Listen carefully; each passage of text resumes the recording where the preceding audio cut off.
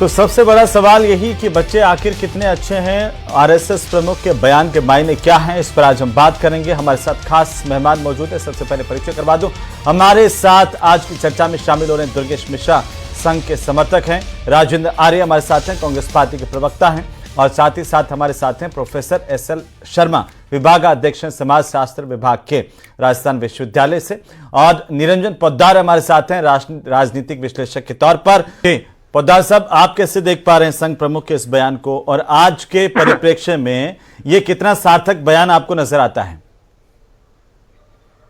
देखिए हेमंत जी, मैं तो ये कहूंगा कि चले थे हरी भजन को ओटन लगे कपास। आज जिस तरीके से मोहन भागवत जी को लोग सुनते हैं, या यूं कहीं कि उनकी आवाज दूर तक जाती है, तो मेरे हिसाब से फिर उनके विचार भी ऐसे ही होने चाहिए जो कहीं ना कहीं आचरण के अंदर उतारे जा सके। क्योंकि जिस तरीके से आप देख रहे हैं कि भारत आज जनसंख्या विस्फोट की दहलीज के ऊपर है, और आप ये देख रहे हैं चाहे छोटा शहर हो, बड़ा शहर हो, गांव कस्बे हो, वहां तक भी जनसंख्या विस्फोट का जिस तरीके से आप देख रहे हैं भारत के अंदर एक चिंता का विषय बना हुआ है। एक तरफ हम बात करते हैं जनसंख्या नियंत्रण नीति आनी चाहिए, और दूसरी तरफ मोहन भागवत जी ये कह रहे हैं कि भाई सभी को जो है ज्यादा से ज्यादा जनसंख्या करनी चाहिए। तो मुझे ये चीज बड़ी आश्चर्यचकित लगती है कि कहां से संसाधन हो गया। आज मुझे एक बात बताइए, आज देश को आवश्यकता है कुपोषण से लड़ने के लिए, देश को आवश्यकता है अशिक्षा से लड़ने के लिए, देश को आवश्यकता है गरीबी से लड़ने के लिए।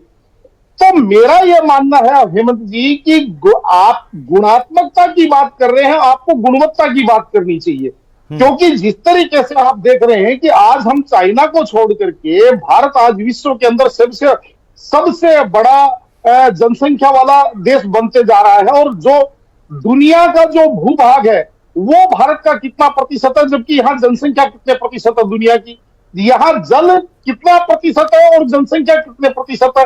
यानी कि कहने का तात्पर्य यह है कि अगर इस जनसंख्या विस्फोट के अंदर और वृद्धि होगी, तब यहाँ पे अगर उनका ध्येय या उनका उद्देश्य यह है कि भाई एक वर्ग जो है वो जनसंख्या वृद्धि के अंदर लगा हुआ है, और दूसरे वर्ग यानी कि जिसको कहते हैं कि मूल्यांकन कम हो रहा है या अनुपात कम हो रहा है, तो आपको ये चीज समझनी चाहिए हेमंत जी कि कभी भी पेट्रोल से आग नहीं बुझती है।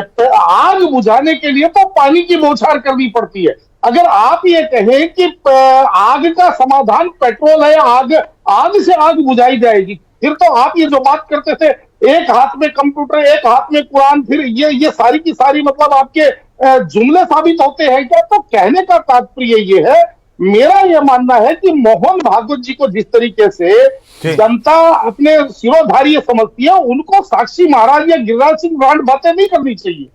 ठीक है, तो पहले पोद्दार साहब कुछ कहना चाह रहे हैं, बिल्कुल संक्षेप में पोद्दार साहब क्या करें? हेमंत जी, मैं ये जानना चाह रहा हूं, जो संघ के जो यहाँ स्वयंसेवक बैठे हैं या मोहन भागवत जी, क्या आप हिंदुओं को भी ये चाहते हैं कि उन्मादी भीड़ बने? यानी कि जिस तरीके से पत्थरबाजी की जो घटनाएं होती है, मतलब जो है उनके बराबर जनसंख्या बना करके उन्हीं की तरह सड़कों पे उतर के उन्हीं की तरह पत्थरबाजियां करें। यानी कि कहने का तात्पर्य, मैंने आपको एक ही बात कही कि आग से आग नहीं बुझाई जाती, आग बुझाने के लिए पानी की आवश्यकता होती है। जिस तरीके से हिंदू समाज में जागरूकता बनाई गई, हिंदू समाज में आज जिस तरीके से आप देखे होंगे हेमंत जी, 2 से अधिक बच्चे वालों को लोगों को लोग शर्म की दृष्टि से देखते, तो आप दूसरे समाज में भी ऐसी व्यवस्था उत्पन्न कीजिए। मैंने आपको कहा कि एक हाथ में कंप्यूटर एक हाथ में कुरान, क्या वो केवल जुमलेबाजी थी?